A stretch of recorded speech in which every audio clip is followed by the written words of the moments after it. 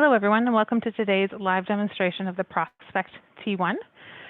We'll get things started kind of straight off the bat. We will spend about an hour together today. I'll show you the animal preparation steps. We'll do both a mouse and a rat.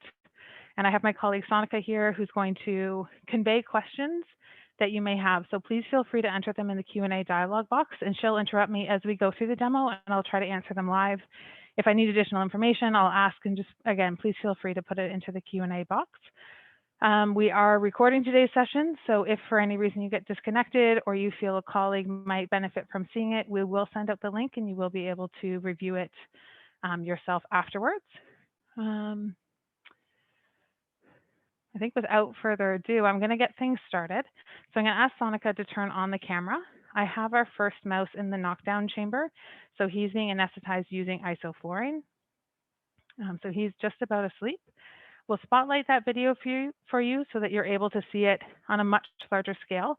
As we move through the demo, I will share the software from the Prospect T1 so you can see the images that I'm acquiring. We'll keep the video feed live. However, you will see that as a smaller image on your screen, just because I do want you to be able to see the images that are being shown. Okay, so we're just going to work on getting that spotlighted for you. The Prospect T1 is a high frequency ultrasound system. And so we have probes at both 20 and 40 megahertz. And that's going to allow you, again, to image mice and rats. There is also a 50 megahertz probe, which will allow you to image more superficial structures. You can see, yeah, okay. Perfect. So as we get things set up, I'm going to take the mouse out of the knockdown chamber and direct the isoflurane here, okay, to the nose cone. So the animal is fully anesthetized. The table itself is heated, so that's going to help to maintain the temperature of the animal. And we have these copper electrode leads, which will allow me to monitor the ECG as well as the respiratory signal coming from the animal. And we'll see that on the screen once I bring that up. Okay, so as I'm preparing the animal, I'm putting some ECG gel down on each lead. You'll see that I'll take the tape, tap it on its foot. That's only because I don't have three hands to do this. So it helps me control where I'm going to put the paw on that copper lead. I do want it in contact with that ECG gel so that we get a strong ECG signal. Okay, and then I'm going to use a little bit more gel for the rectal probe. And Sonika's running double duty. As soon as she's able to, I'm going to ask her to drop the isoflurane down to a 2%. Okay, so Sonika's the one handling the camera for us. Okay, so we're monitoring the temperature. Again, the platform is heated. The animal is nicely positioned. We do have anesthesia delivery as well as gas exhaust so that I'm not being exposed to the isoflurane. Okay, so that's all out of the camera picture.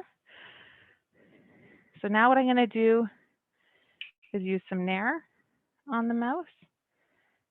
And so what this does is it helps me to remove the hair. I did, because this is a C57 Black 6 mouse, I did shave the hair briefly prior to anesthetizing the animal. That's just going to make nairing the animal a little bit faster. You don't have to do that, but it does speed things up. So on the mouse today, I'm going to do cardiac imaging as well as some vascular imaging. And if we have time, I'll take a look at some of the abdominal organs as well. So you'll see that I'm going to remove the hair from quite a big area. If you were just doing cardiac, you would simply remove hair from the chest. If you were doing abdominal imaging, again, you would just remove it from the area that you need to image. I hope to have time at the end to do a rat, so I want to keep our time together flexible. Okay, so I'm just rubbing the Nair, and it's just normal Nair that you would get from the pharmacy. Just rubbing the Nair into the hair follicles. It helps relieve the hair. Okay. If you wanted to use an injectable anesthesia, you could do so. There's no problem there. If you have a different size nose cone, there are different size holders. We would just configure that to work with your setup.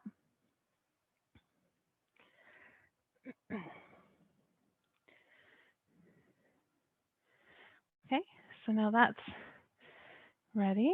Looks like Sonica's playing with the video feed for us.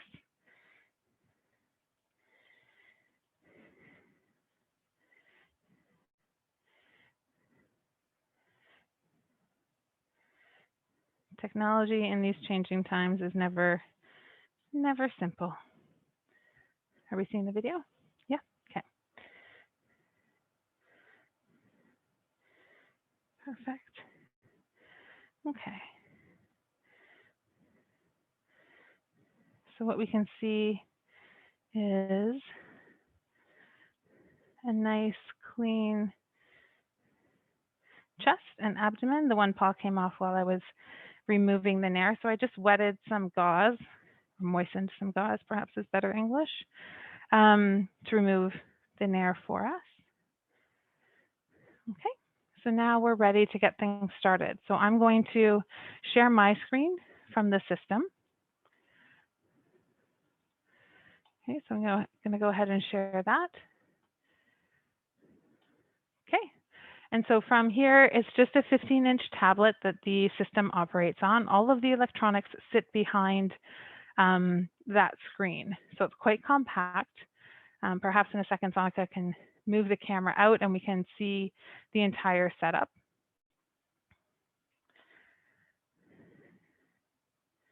Okay, so we have the animal handling platform here, which heats the animal. We have the probe positioned here. If we're not seeing this in the interim while I switch animals, we'll actually see a full picture of the setup as well. So we'll do that during the interim. It's totally fine. So all of the electronics are stored behind the monitor. So within the software or within the interface, it's a Windows 10 interface. I'll just double click on the software. I'll run that. Just going to try and tuck this little window up in the corner. So right now the 3D motor is just initializing. You may have heard that behind the scenes from my microphone. Once we launch the software, we're able to see two options. So we can either add a new operator, or we would add, just navigate into the data browser. I'm going to go into the data browser. We will work underneath the demo operator, but if you had different labs or different groups, you could set up separate operators so that you knew who was acquiring which images. You'll then go ahead and click on New, and that's going to bring you right into the acquisition screen. So right here, I'll orient you a little bit. We have our different modes across the top. So we have B mode, M mode, pulse wave Doppler, color and power Doppler are located here, and contrast imaging. And all of these modes are standard on the instrument. So there's not the option to choose B mode only or add an M mode at additional cost. Everything comes standard within the software. Okay, so within B mode, I'm then going to click on the play button, and that's going to have my imaging live. I'm doing that now. I don't have any gel on the animal, but I can see the ECG signal coming across the bottom of the screen. So I know that the animal is doing well. Heart rate is at about 430 beats per minute, which is perfect. Okay, I can look down the side at my settings. I'm going to bump the frame rate up as high as possible. Okay, the screen is touch screen. I'm also just operating with a mouse to the right-hand side here by my keyboard. Okay, so I have the ability to change my frame rate as needed. Okay, I'm going to switch to cardiac imaging. That gives me some presets, which will make my cardiac images on the mouse look quite good. Okay, and at this point, I'm ready to start imaging. So I'm going to take some gel, and I'm going to place a ball on the chest of the animal, right over the left ventricle. Okay, do we have video? No, not yet. Okay, Sonica's still working on that for us, so please just bear with us while we set that up. I will describe everything that I'm doing, and you'll see the results of that on the screen. So I've placed some gel on the animal's chest. I'm now moving the probe into position. So I'm going to start initially with a long axis view. So I want to have the probe positioned basically at about 11 o'clock. If you think of the mouse as being on a clock face, the heart doesn't sit right from 12 to 6. It goes a little bit from 11 till 5. Okay, so that's where I'm going to start. We know that the ribs and the sternum and the lungs are going to be things that we need to work around to get our window in to see the heart. So I'm just going to tilt the probe a little bit off to the right and then tilt the table as well, all of which kind of have full range of motion. I'm then going to use my control knob to raise the animal. Once we see the gel make contact with the probe, we can start to see that I am exceptionally lucky and I get right where the heart is. So what I'm doing here is I'm really just looking for the heart. As soon as I orient the probe over top of the heart, I can then start to optimize my image for the true long axis. What I'm looking for is a nice open ventricle, apex, as well as the aorta being in view. That's not what I see here. I can see that I'm on the heart is beating quickly. This is actually the pulmonary artery coming over top of the aorta. So I want to change my angle a little bit, rotate the probe a little bit to be able to see the aorta. And I believe we now have video. So you can see if I just grab back here and I rotate the probe, that I can start to get my long axis view. What I'm doing right now is using my micro positioners. So those are sitting down below the stage, and it gives me the opportunity to move the probe ever so slightly to, again, get a nice open ventricle with the aorta in view. So I'm going to make a big movement just to try to get my aorta in view. Okay, and so there's my aorta nicely in view. Okay, and my ventricle, my apex nice and open, my aorta in view. So this tells me that I'm in a true long axis view.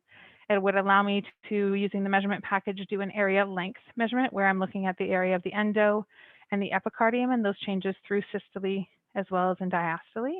And I can measure the length from the apex to the aortic outflow tract. Okay, if I want to save this image, I'm simply going to come up to my little floppy disk and hit save.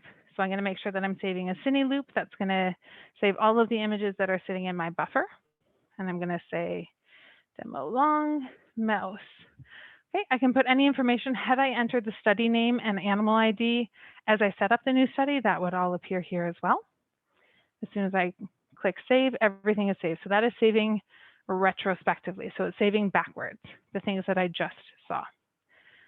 Okay, so we have our long axis view. We can get measurements from there, but traditionally people are doing measurements from a short axis M mode, for example, or using a modified Simpson's rule and doing multiple M modes up the length of the ventricle. Prior to going to the short axis view, it's very simple for me to navigate to the pulmonary artery. So I'm going to do that. So all I'm going to do is pull the animal towards me, and we can see the pulmonary artery come very clearly out of the right ventricle over top of the aorta. This, what you're seeing here is flapping, is the pulmonary valve, and this will be blood flowing directly down. Okay, so as I go to color Doppler, because I want to be able to confirm the directionality of that blood flow, I click here. I'm going to make my sample volume nice and small to increase my frame rate. Okay, and I'm going to place the sample volume right on top of the pulmonary artery. In color Doppler, we use an acronym called BART, blue away and red towards. So basically, we're thinking about what direction is the blood flowing. So in this case, our probe is sitting on top of the animal's chest wall, and we're looking for blood flowing away from the transducer or down. So that's going to be blue. And so we're seeing a nice strong jet. We are seeing what's called aliasing, where we see that yellow band passing in the middle. And that's simply because the blood is flowing so fast in that area that's our peak velocity. And it also indicates laminar flow, which is great because that's exactly where we want to make our measurement. So I'm going to save this. Okay. And then I'm going to switch to PW Doppler, or pulsed wave Doppler. Again, we're going to start with a scout window up in the top right. That's that color Doppler image. I can take my sample volume and I place it right in the middle of the vessel at the outflow tract from the pulmonary valve. That's going to give us our strongest velocity as well as the laminar flow. So everything's going in the same direction at the same speed. I can do angle correction. You can see this bar. As long as I see the little blue or turquoise angle measurement, then my angle correction is accurate. I want to line that up right in the direction of flow. We're almost at 0 degrees here, which is perfect for PW Doppler. I'm then going to switch to PW mode. Okay, and we can start to see our signal. Okay, we're getting some aliasing, so I do want to increase the PRF, which is our pulse repetition frequency. All that's doing is changing my velocity scale on the screen. I can spread out my time scale just by a left click and drag. So what we're looking for is a very clear shape and a very consistent shape in the pulmonary artery. We're seeing a very strong strike down during systole, and then it kind of has a butter knife type appearance. The little tick that you're seeing going in the opposite direction is actually blood moving in the opposite direction simply because the valve is closing. So these are actually all features of the spectrogram that we look for to know that we're taking the signal in the right place and that we can do that reproducibly. Okay. Within the measurement package, you can start to measure that whole velocity time interval, the area under the curve, peak velocities, and things like that. If we have time at the end of the demo, I'll run through some of those measurements.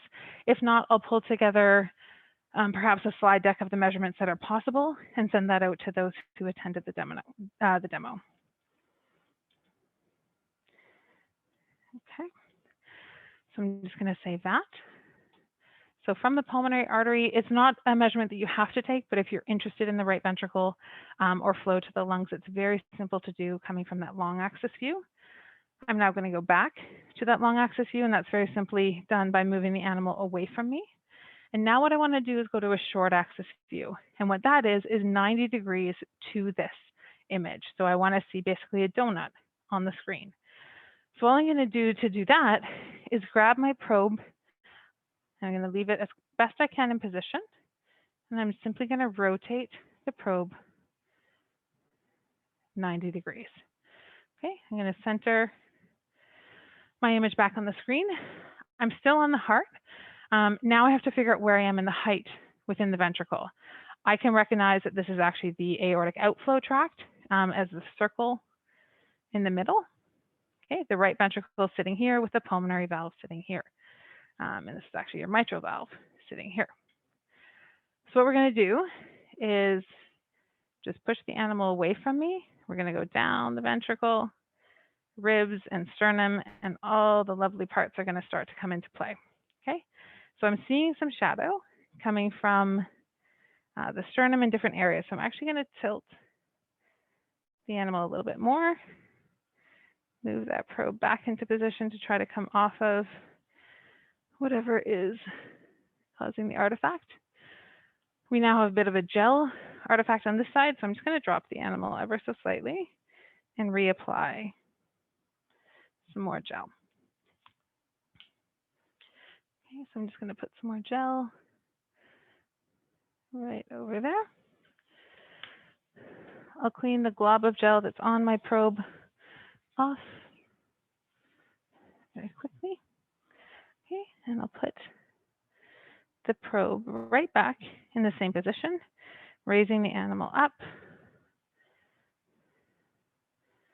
and seeing the sternum still giving me some grief. Okay, so I'm just going to drop this down. Okay, I can see the short axis view. It's sitting here quite nicely. Tilting didn't work, so what I'm going to try to do is tilt the other way. Okay, so again, there's so many different anatomical structures that start to get in the way. So the sternum, the ribs, and the lungs. And then if you've done a surgery, you have to also work around that scar. But with the flexibility of positioning the probe and the platform, it becomes just a matter of experience with your specific animals and your specific model to be able to get a nice image. Okay, so put the probe back into position. I've made the mouse more flat than tilted. Okay, so what I'm talking about is actually a rib here, and then this is an air bubble in the gel, but the sternum causes a much more significant shadow. This air bubble is causing me some grief. I'm going to make a big mess so I can physically see the air bubbles. So I'm just going to move it out of my imaging plane. Okay, and I'm going to bring the probe back in contact. Okay, and so by doing that, ironically, it's the exact opposite what I would do with other mice that I've worked with. I would typically tilt a little bit to get off the sternum. It looked like that brought the sternum into the shadows, caused shadows on the heart. Where here, okay, sure. So Sonic is going to go ahead and spotlight the video so you guys can see a little bit more clearly the setup that we're working on. Okay. Okay, she's going to do that while I'm going to get a nice short axis image. Okay.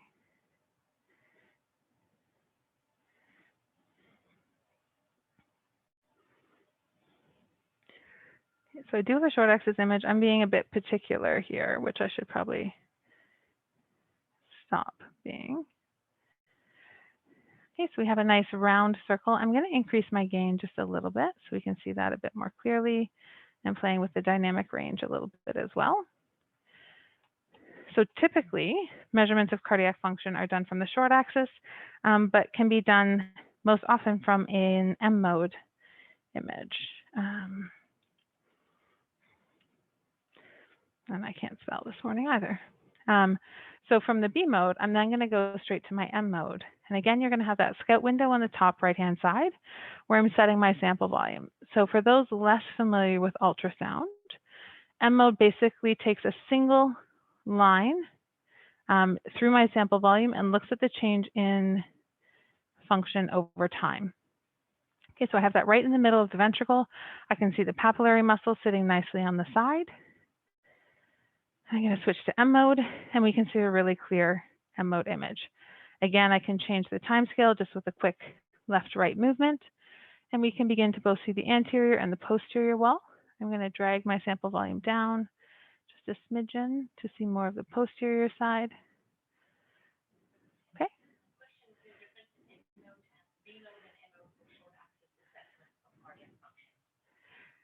So the question is there a difference between B mode and M mode assessment of cardiac function on the short axis? It depends which measurement tool you're using. So for example, we would typically, with a short axis view, I'll pause this once I get it spread out. We would make the measurement of wall thickness, ventricle diameter, and then posterior wall thickness. And from that, get measures of fractional shortening, ejection fraction, and things like that. From the B mode image, you have the ability to use that same tool, should you choose.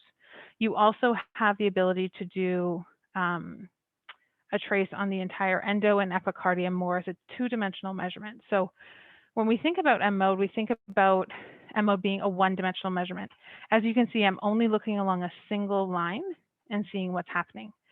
And so with that, if your sample volume is over an area of infarction, for example, or over an area that's functioning well in an infarct model, so things that aren't causing global changes, then you can over or underestimate the cardiac function in that animal, depending on where that one-dimensional measurement is made. When you're moving to a B mode image, it is a two-dimensional image. So you have the ability to incorporate areas that function well and areas that don't function well, both in short axis or long axis. And so in using those types of measurements, you incorporate a more two-dimensional type measurement. And traditionally, when you're using a short axis to make functional measurements, you would still get the length from the long axis. And so that's your area length method. And you would then make assumptions about the shape of the ventricle. It's kind of shaped like a bullet. The assumptions are made from the clinic. So they're actually using the same assumptions that are made on human hearts are made on the mouse hearts because they actually do have a similar shape. So that's kind of convention and how things are typically done. Absolute values could be different depending on how they're made and the assumptions that are made in that measurement. However, the trends that you would see in response within your animals will follow the same trends. But it's really important that when you're designing your study that you you stay consistent with the measurements that you're making. Often, if I'm starting a new study, I'll take all of the images and then decide which measurement makes sense based on the study that I'm doing. Okay, so hopefully that answered the question for you. Was there a follow-up question? No. The question about price range, we'll answer you more directly. It obviously depends on the configuration of the system. But for example, a well-equipped system that could do mouse and rat imaging both is going to be on the order of 100 to 110,000 US dollar. But again, it depends on the configuration. It's really important that we speak about the options that would be relevant for you, as well as making sure that the system will work to meet your needs as well. So right now, I'm just going to switch to look at the mitral valve. So this is going to be an apical 4-chamber view. So this is where we tilt the right shoulder of the animal down. I bring the probe in, and basically what I'm trying to do is shoot right under the rib cage through the apex towards the atrium.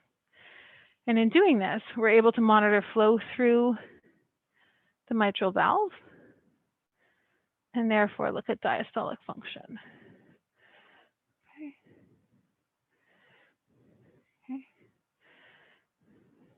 So here we see a couple of interesting things. On respiration, we're actually seeing the gallbladder come up through the liver quite nicely, popping up there on each respiratory movement. What I'm looking for here is actually the septal wall, which is what I'm seeing in this view. So it's not often a beautiful image of the heart, but it doesn't need to be. We're not measuring ventricle dimensions. We're measuring flow through the ventricle. So this is the septal wall. The left ventricle sits here. The right ventricle sits on the side here. The atria sit below, and blood through the mitral valve is flowing from the atrium into the ventricle. So I'm going to use my color Doppler to confirm my jet flow velocity, because I want to place my sample volume right in the center of that jet flow. And again, we're looking for blood going towards the transducer from the atrium to the ventricle. So that's going to be that really strong red jet that we're seeing here. For those of you with experience with ultrasound, I am getting exceptionally lucky. It can take time to get this image. This has turned out exceptionally well. And the system I found actually works really well to be able to get the mitral valve flow. So I'm going to save this. Okay. And again, if we have time at the end, once the animals are out of anesthesia, I will walk through some of the measurements. If not, I'll show you and perhaps share some screen capture videos of how these measurements are made. But priority right now will be just on acquiring images for you guys. So again, I'm going to go into PW Doppler. I'm going to place my sample volume right in the middle of that jet flow. I know that because we're seeing the aliasing going to blue. That just means that my velocity scale is a little bit low. I'm adjusting my angle to be right in flow with velocity, and I'm going to PW Doppler. Okay. I see that there's a question. Go ahead. Yeah.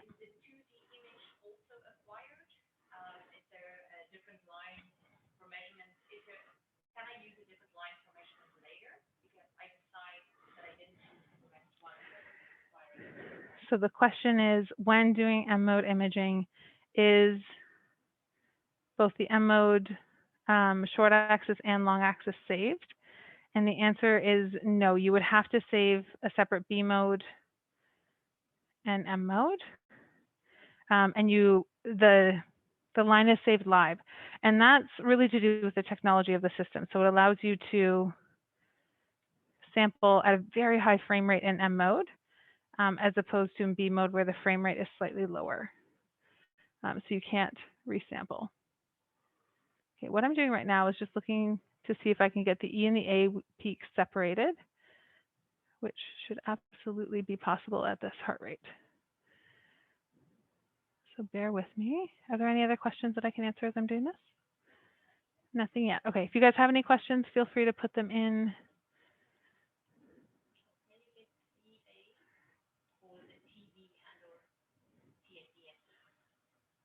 Sorry, can you get the EA for tricuspid valve?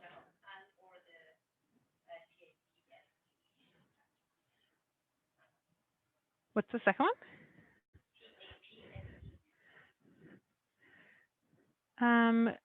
Julie, can you clarify the TAPSE for me?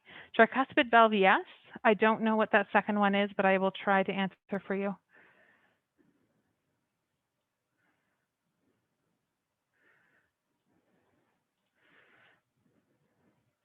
So we can get the EA here, and traditionally I do. So bear with me as I optimize for it. Was there clarification on it? Not yet. Okay.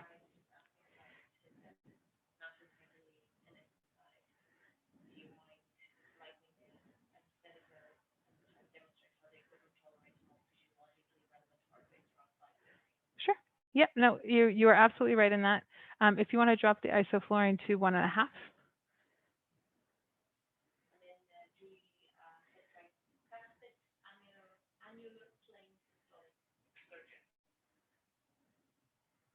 Julie, I'm going to have to check on that because I'm not sure what that means. If it's something that you measure with tissue Doppler as opposed to pulse wave Doppler, yes, the system has tissue Doppler, so that's no problem to be able to do that. Okay, so Sonica has dropped the isoflurane, so we should start to see the heart rate increase.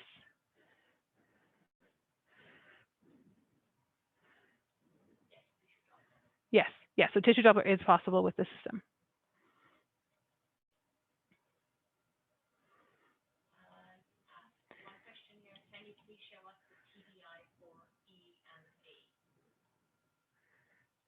Yes, I can do that. I'm going to focus on the pulse wave for a second, and then I will switch to the tissue Doppler afterwards.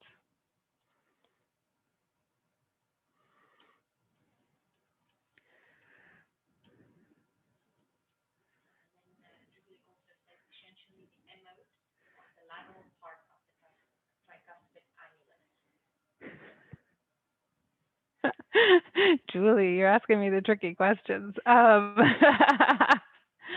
It is possible. It's not something I've done in a very long time. You would have to be perpendicular. So with this system, there is not, for example, an anatomical M mode. So you would have to keep what you're looking for perpendicular. So it would be a matter of orienting the probe to do so, if that makes sense. Okay, I'm going to take a break from the PW Doppler. Thank you for recognizing that. And I recognize that it is as well. All righty. So I am actually just going to bump back out into B mode because I'm going to focus on tissue Doppler for a second while the heart rate changes.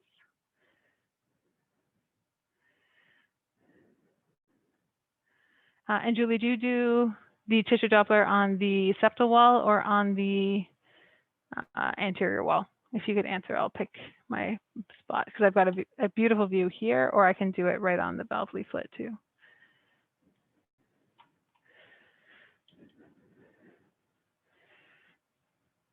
Sorry, wrong mode.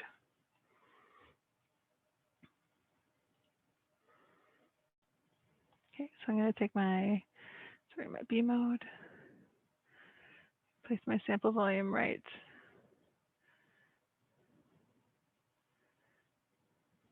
at the center there.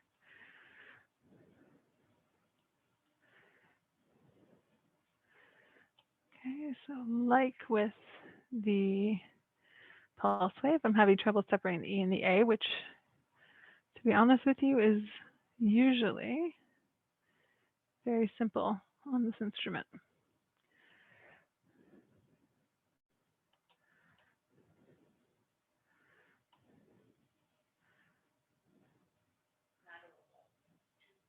Lateral wall. Okay, perfect. Sorry, again, a measurement I haven't done in a very long time. Okay.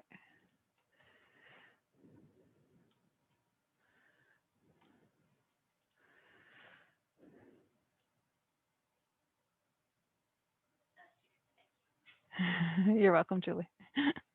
That's the fun part about doing these demos is it's less of a formal presentation like we would do in a webinar. I do really want this to be an interactive session that if there's something that I'm doing that you guys want me to expand more on, if I'm capable and able to, I will.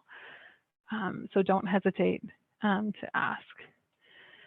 Okay, so tissue Doppler is possible on the system. Again, a technique that I haven't done in many years, but is possible on the system. I guess a bit of background for those perhaps that I haven't spoken to individually. So I worked for a different high frequency ultrasound manufacturer in the past. And so I've done quite a bit of ultrasound imaging, but that was approximately 10 years ago that I left, which is amazing to think that now. And then Syntica, I guess, is a bit of introduction as to what Syntica does. We,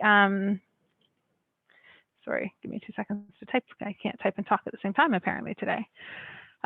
We distribute equipment for different manufacturers. So we look to identify systems that are well manufactured and don't have necessarily a presence within the North American market. And we work with those manufacturers to do sales and marketing and application support for them. And so about 2 years ago, we were made aware of the S-Sharp system, the Prospect T1. It wasn't something that I was aware of in the past.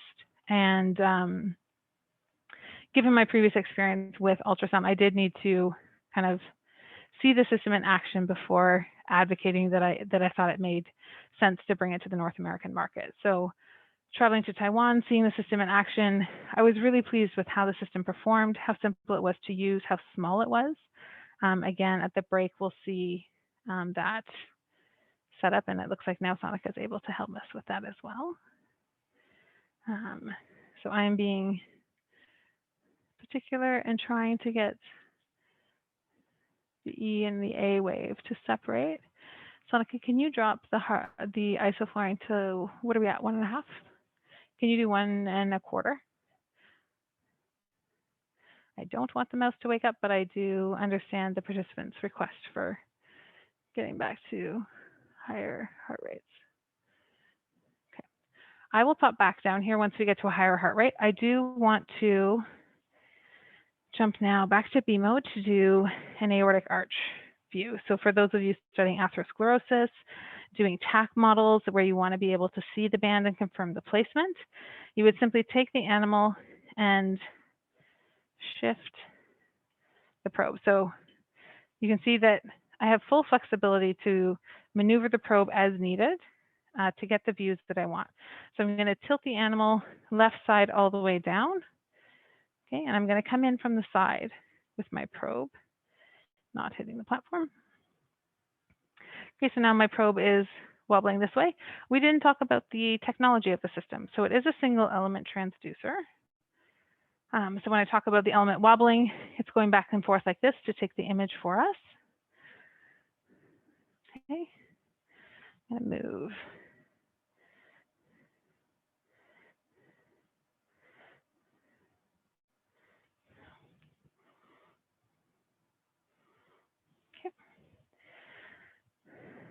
Okay, so I come in basically up underneath the armpit of the mouse. And we're going to go from a not so great image to the aortic arch as I come through the lungs.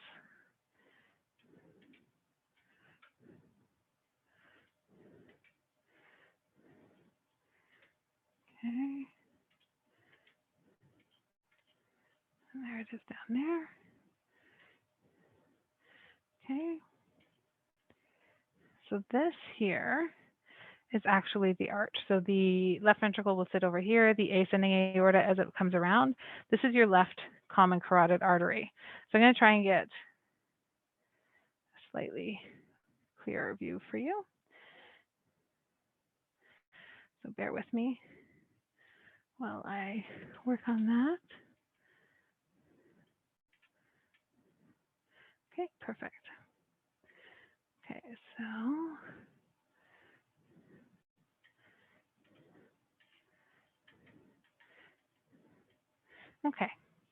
so So this is, again, the left ventricle sitting back here, the ascending aorta as it comes around, the innominate artery, just making sure of my branches.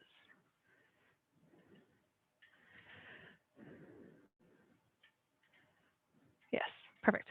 The innominate artery is your first branch here, and I'm just making small movements left and right as I go through the aortic arch. So again, the arch is coming around, the innominate artery, the left common carotid that will bifurcate to the internal and the external, and then your right common carotid comes off.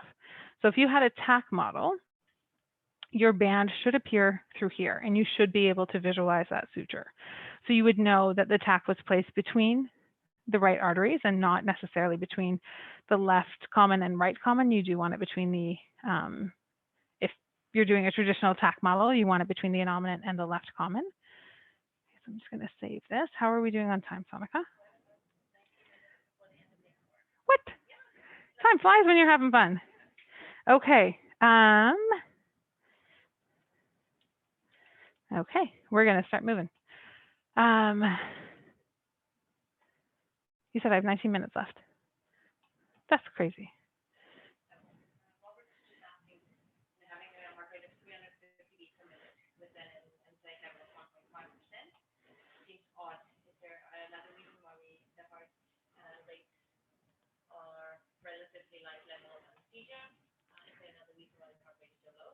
It's likely the temperature on the pad is going to be the most common reason for that. These are also, I'm at a local lab and they have transgenics that these may be a heterozygous rather than a homozygous. So they have some differences within their response to anesthesia. We've noticed some drastic difference with these animals. Unfortunately, that was all that was available to us for the demo today. Okay. So this is flow through the aortic arch, but if you had a TAC model, for example, you'd be able to measure the jet flow velocity coming through here as well. Okay.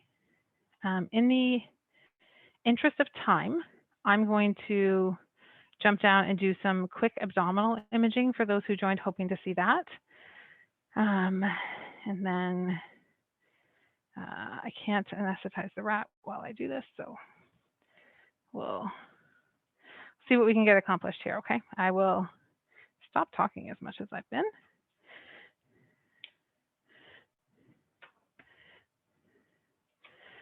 Okay, but if you have questions, please pose them because we obviously are not going to have time at the end for questions. As I said, I'll send out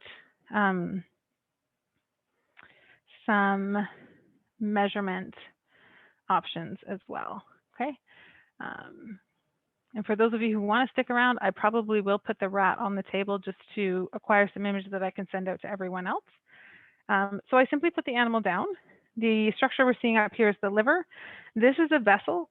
This is actually the portal vein. And so we're actually seeing a vein connect to it, and that's actually the splenic vein coming over from the spleen on the animal's left-hand side. This structure here is the stomach. So again, the spleen or the portal vein, splenic vein, the aorta is pulsing here, and the spine is sitting here. Okay, so what I'm going to do now is track over and see if we can follow the splenic vein as it takes a dive. So we're going to have different things come in. We're going to have intestines, different structures. Here we see the spleen coming through what is actually probably the pancreas, because that is the structure that it travels through. That is not liver. Liver sits up here, stomach is sitting here, pancreas would sit here, and the kidney would be below that. Okay, so I'm going to travel with that over to the animal's left-hand side, keeping track of that splenic vein as it bifurcates and comes down. The kidney is sitting right here. Okay, so this is the kidney.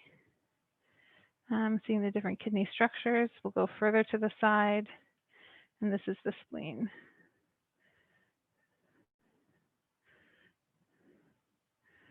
This is the spleen sitting right here. Okay. So the spleen can kind of move around, but we're sitting in a cross section, so it looks a little bit like a triangle.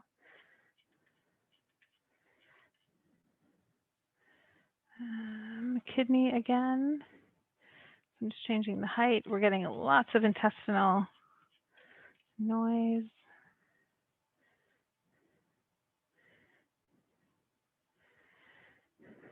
Okay.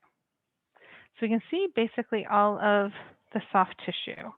So what I'm going to do now is if Sonika can share her screen and show you the system setup, I'm going to do that. I'm going to take this mouse off and I'm going to anesthetize the rat.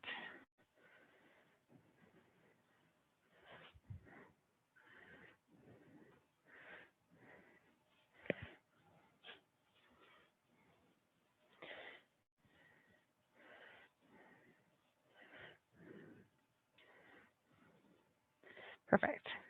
So if we jump to the next slide there, Sonika. Perfect. So here you can actually see a video of the mitral valve. Here you do see the E and the A peak. I forget the heart rate on that animal, but I'm happy to take a closer look at it. It was, Robert, much more in the physiological range. We got some C57s in for that day.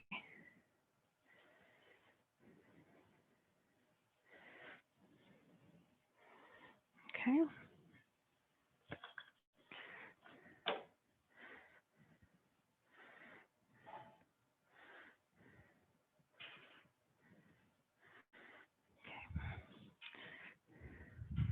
I'm going to switch my isoflurane around. So on the screen there, you can see the different probes. We talked about that the system is a single element, uses single element transducers. There's a 40, a 50, and a 20 megahertz. What you'll also see as I'm setting up the rat is that we'll switch from the mouse table to the rat table. So you have different sized tables depending on the species that you're working with. Just bear with me as I grab the rat.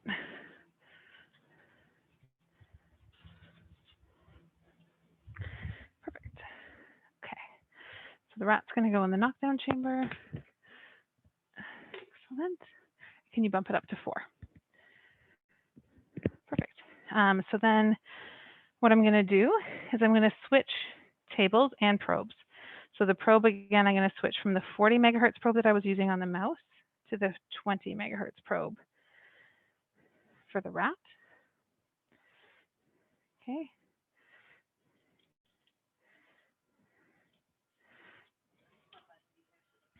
Perfect.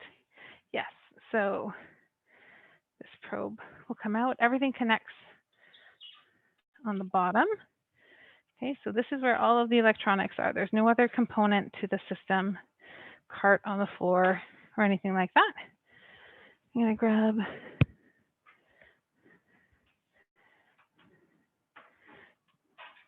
the 20 megahertz probe and pop it into the holder.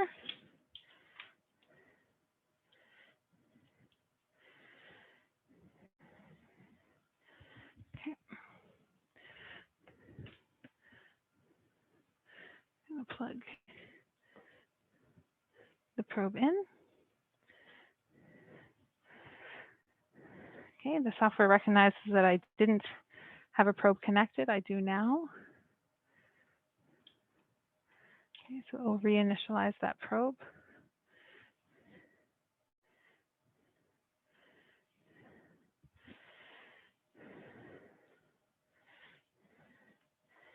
Okay, thanks. I need the toolkit as well, the Allen keys. Yep, thanks. Okay, so the platform is also quite simple to change. Our nose cone is actually physically connected here, so I have to do one extra step. You would simply disconnect here, pull out your nose cone. I simply have to switch it onto the platform.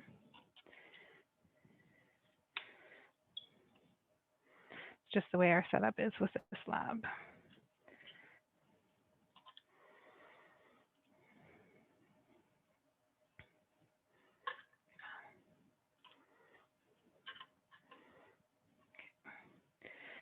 Perfect. Okay, so I just reconnect the same nose cone that I was using before.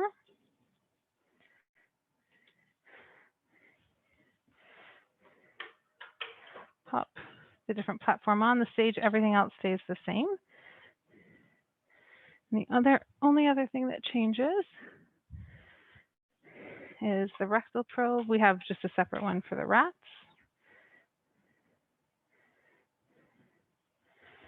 I'll reconnect the electrical connection for the ECG and respiratory signal to come through.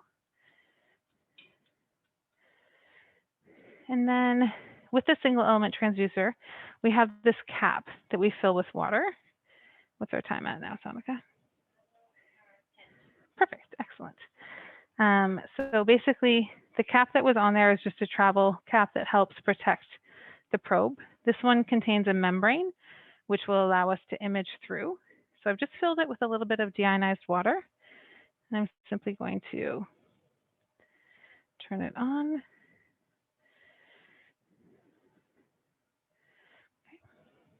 And there's two little blue arrows that just simply need to be lined up. Can I steal some of those?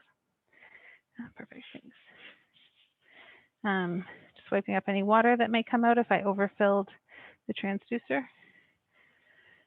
cap. Okay, and now we're ready to go with the rat. Okay, so my rat is anesthetized. I'm going to switch the isoflurane over. Sonika, if you can drop the ISO level to 2 for me. Thank you. I did pre-shave his chest. I will still have to nair, but it is a little bit faster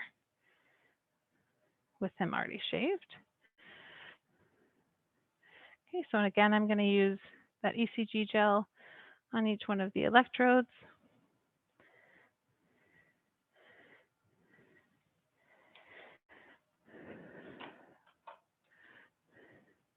And taping the paws down. Any other questions? No? Okay. I'm going to go ahead and share my screen again if that's okay.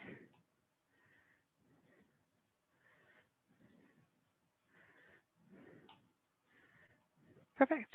So we should have the software back up on the screen for you.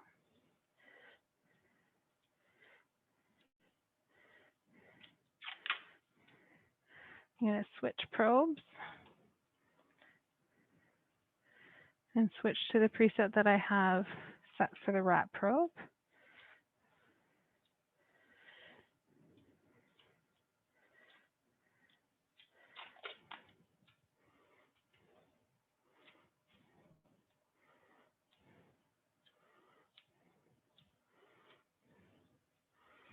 Okay, so again, just touching the paw to the tape really does help get that paw in the right position over the ECG gel. You'll also notice I folded a little piece of the tape over. That really helps me pull up the tape afterwards because there's a place that isn't entirely stuck down, so I'm not digging for it. Little tricks that are exceptionally helpful as you're getting started.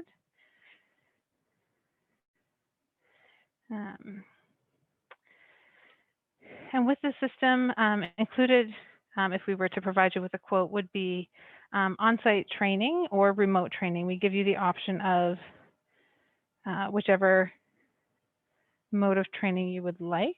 Obviously, with the pandemic ongoing, we've actually successfully trained several customers remotely just because it was early on and we weren't able to travel to visit them. We're at the point now that we are starting to be able to travel a little bit more. So again, it just depends on your experience, your desire, and we can work together on what would be appropriate there. Okay, so a little bit of nair on the chest.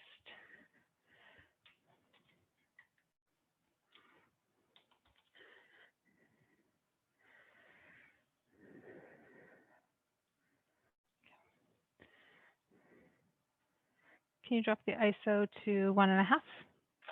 Thanks.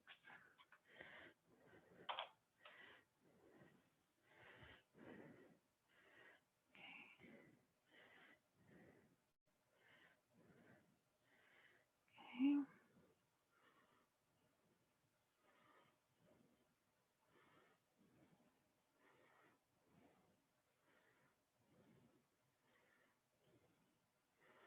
Okay, so we have a nice clean chest. I'm going to take my typical approach, so tilting the animal over slightly.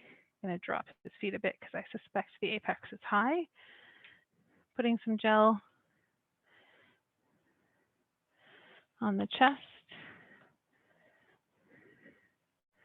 I'm going to start my B-mode imaging just to make sure that it kept the probe settings that I needed.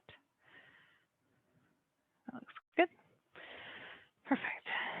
So then, again, starting with a long axis view, working at about 11 o'clock on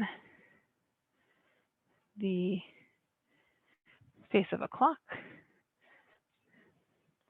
Can bring the probe towards me, bring the animal over, slight tilt, and further rotation. Okay, so then all I'm going to do is bring the animal up into position. Okay, I didn't come down straight on top of the heart, so I'm just going to move around. My gain is quite high, so I'm going to drop that back to 0. Okay. Bringing everything into the focal plane.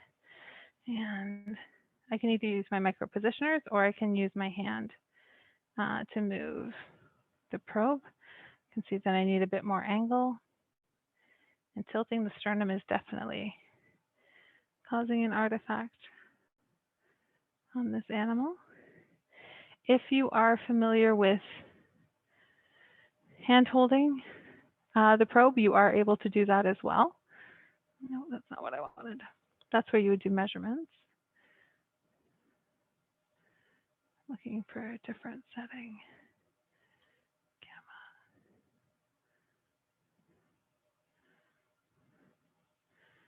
So just changing this.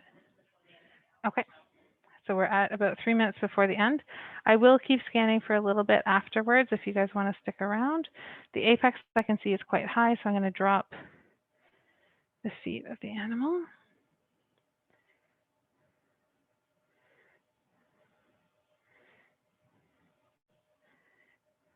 Okay. Okay, so if you want to handhold, which is something I've done a bit of, you have the option to swing the arm out of the way. Take the probe in your hand and image as needed. Okay.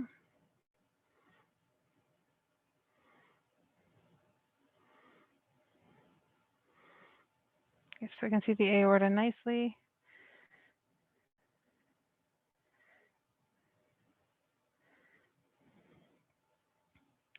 Again, I can tell this is one of the genetic mice because his tail's been clipped, or rats, sorry. Okay,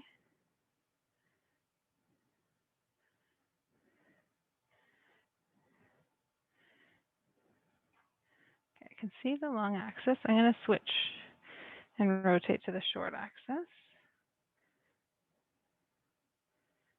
Okay, this guy has a huge sternum.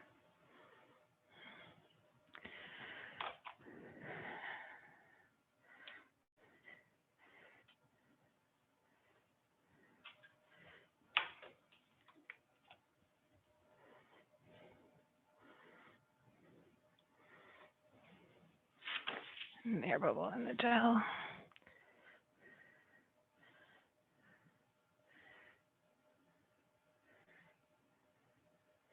Okay, so I'm looking for the window around his sternum.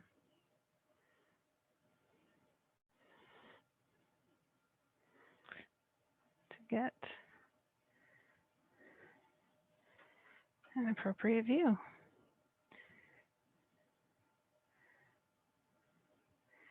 So I recognize that we're probably at the top of the hour. So I do want to thank everyone for taking the time to join us today. There is, or was on the screen, the info@syntica.com. Feel free to reach out to us there and we'd be happy to answer any additional questions that you have.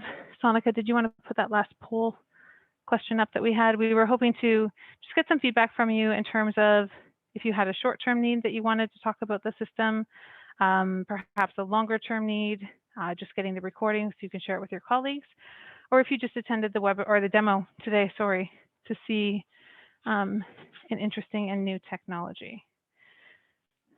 So if everyone wouldn't mind just taking a couple of minutes to respond, or a couple of seconds to respond, that would be great.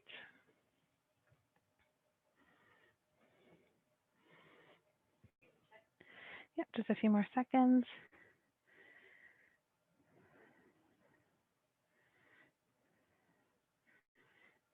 Okay.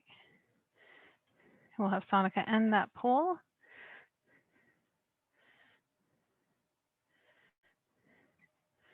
Perfect. I'm going to do that.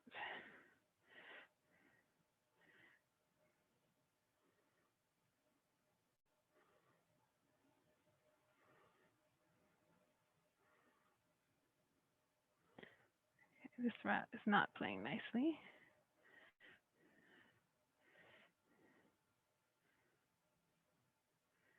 Of course.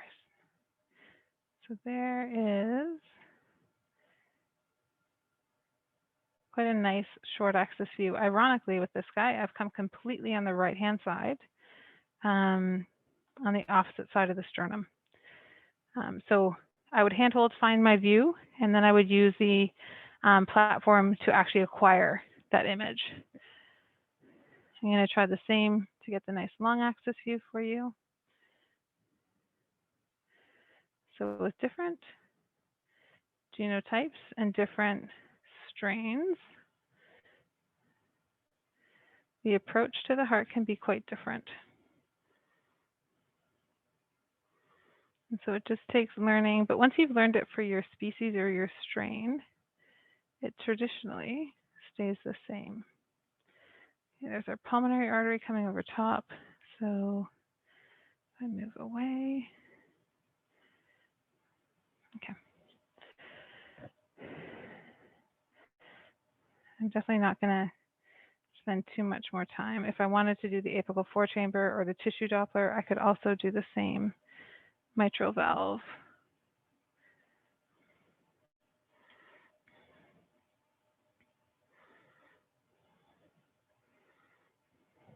Approach.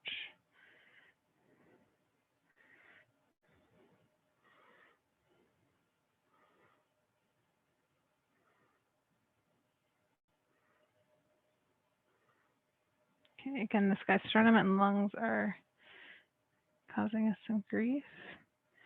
Again, coming across on the right-hand side of the sternum with this animal specifically is giving me much better images. So I think at that, we're going to call it a day. And I do want to thank everyone for taking the time to join us. I will follow up with the link to the recording. I'll also follow up with some other example images. So that, again, the mice we had today weren't a normal strain of mouse. And so we'll work to show you some images, and perhaps we'll schedule another demo session in the future to be able to work, and we'll make sure that we have some normal C57s in for that. And again, if you have other questions, feel free to enter them in the Q&A dialog box. And thank you for your time.